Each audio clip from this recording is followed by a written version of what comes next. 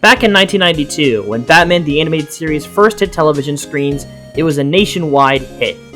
And to this day, the series is still highly revered by everyone all across the Batman fandom, as one of the most definitive takes on Batman of all time.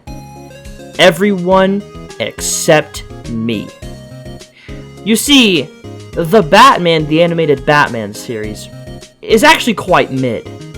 In fact, I'd go as far as to say that it is an overhyped disaster piece.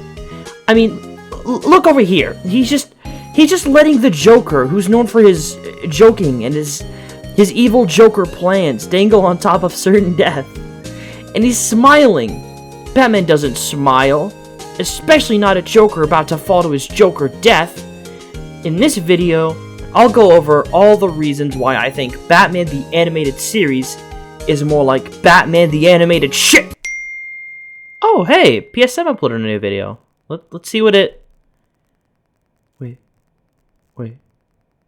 What? I'm probably Spider-Man no more. I have to strike fear into the hearts of Spider-Man fans everywhere. From now on, I am vengeance. I am the Knight. I am probably Batman!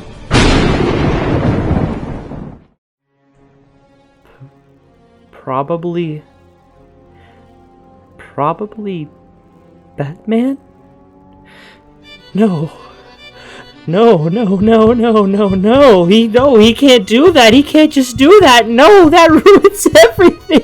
How can I talk about Batman when he's talking about Batman? We had a rhythm. We had a status quo and it worked. Why would he do this? Why would he do this to me? What the hell am I gonna do now? What am I gonna do? Oh, wait a minute. If he's probably Batman now, then yes, that'll work. Okay. Spider-Man. Easily one of the most influential characters in all of pop culture, and it's not hard to see why. There are so many things about Spider-Man that draws people to him and so many reasons why he's beloved by fans even 60 years after his inception. Whether it be his costume, his character, his powers, and most importantly, all of the legendary adaptations he's had ranging from movies, TV shows, and video games. One of those fans happens to include me, Spider-Spectre. I've made dozens upon dozens of videos about Spider-Man and just how great of a character he is. But what are the core reasons about why Spider-Man resonates with his fanbase so much over the years? What is it that really makes everyone's favorite webhead so captivating to people worldwide? In this video, we're going to go over all the ways that Spider-Man sticks. Welcome back to Batman Spectre 423 Films. Last time, we took a look at Batman and Robin, which was one of the absolutely worst disgraces to Batman I've ever seen in my entire life. But today, we're going to be going over something that I think is even worse. I'm of course talking about this absolutely garbage piece of Batman media. Batman the Killing Joke.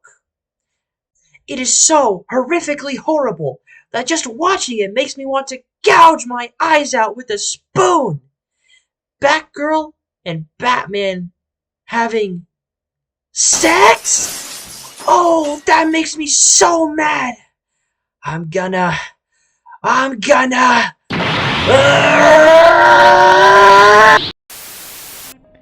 One thing that makes Spider-Man stick out from other heroes is that when you get down to it, there's absolutely no other superhero character quite like him. When you think of other superheroes, it's a lot of the usual power sets you would expect.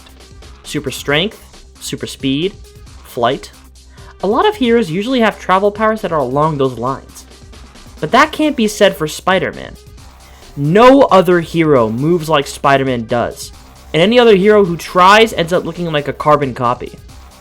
Spider-Man crawls on walls, swings across buildings with his web shooters, takes the bus when he runs out of web fluid and he's got to get a photo to the Bugle before the deadline so that he doesn't get fired and then he has to go back to posting pictures of his Spider-Bot on OnlyFans.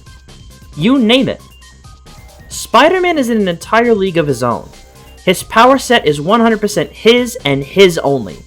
And try as some other characters and creators might, They just can't measure up to Peter Piper picked a pack of Batman, one of the greatest and most attractive characters ever thought up. He can use Kung Fu on the bad guys, uses countless array of gadgets, and most importantly, he wears black and knows how to handle the females. Speaking of females, Gotham City may as well be called Hot Chick Heaven, because there are so many bootylicious, bodacious babes as far as the eye can see. And since Valentine's Day is... I've been inspired to make a top 10 list of most respectable women of the Batman franchise. Get yourself a snack and a glass of orange juice, and try not to reach through the screen, because here we go! At the number 10 spot, we have... My name is Pepperman, I've got a pep in my step. Winning in this rap against me? Bro, get a grip. Here in this pizza tower, I'll make sure you're rocked. Especially when I draw your mother writing on my car.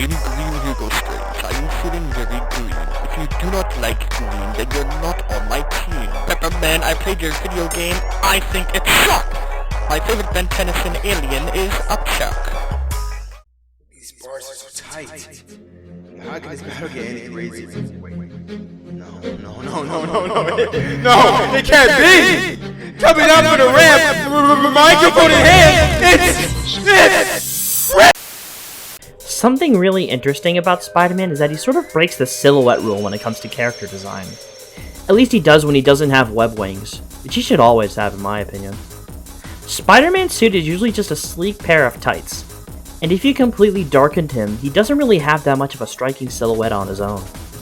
But for what he lacks in the silhouette, he makes up for in just how much detail is in his design.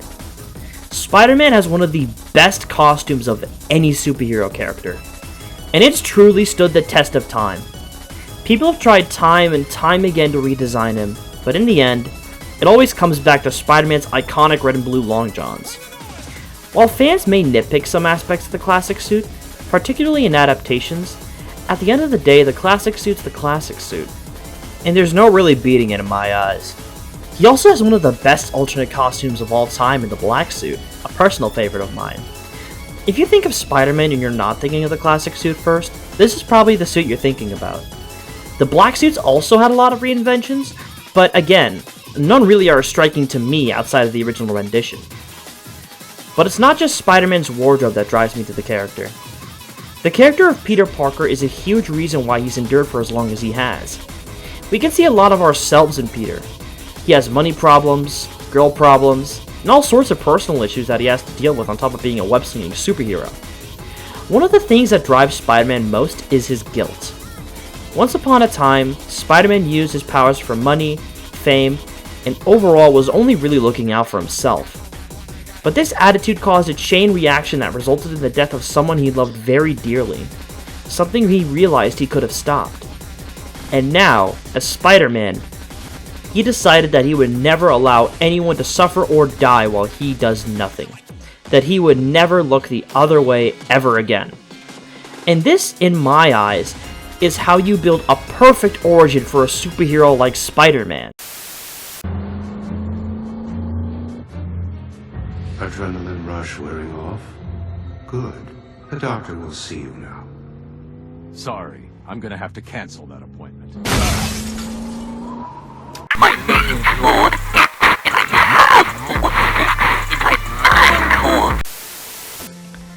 While Batman holds the number 1 spot for the best rogues gallery in comic books, the runner-up for that title easily goes to Spider-Man. Spider-Man's been challenged by so many iconic villains over the years. Green Goblin, Doc Ock, Venom, Kraven, Sandman, Mysterio, Electro, the Rhino, the Vulture, the Scorpion, the Lizard. Yeah, this is a pattern. A common theme with Spider-Man's villains is that a lot of them reflect the ideal that defines Spider-Man's very core: power and responsibility. Spider-Man's arch-nemesis Green Goblin, who's really the powerful businessman Norman Osborn, has all the power, whether it be as Norman or the Goblin, but very little responsibility to use it for good.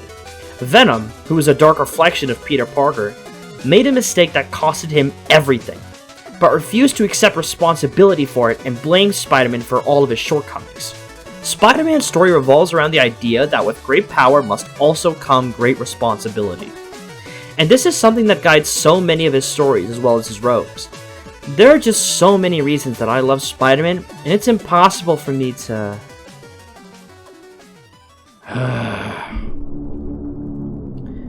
It's not the same. I can't do this! God damn it, I can't do this! I'm not Spider Spectre! I'm Bat Spectre! This isn't who I am! That's it. That's the last straw. This is where it ends. If you don't mind me, I need to make some phone calls.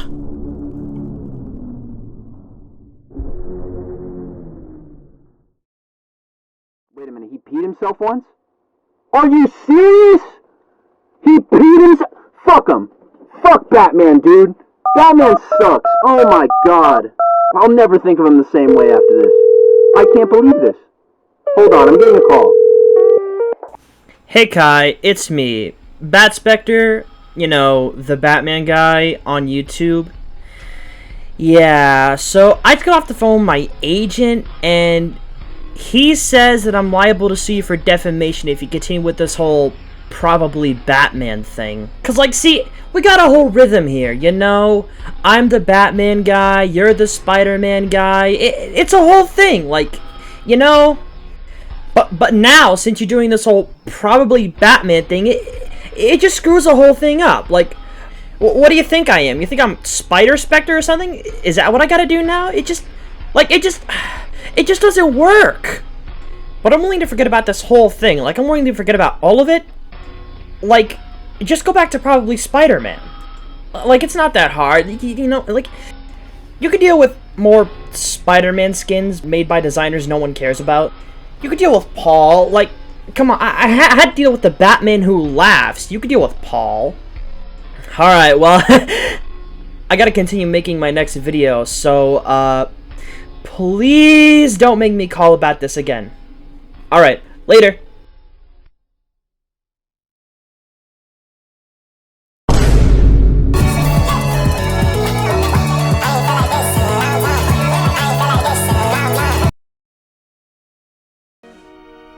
Alfred.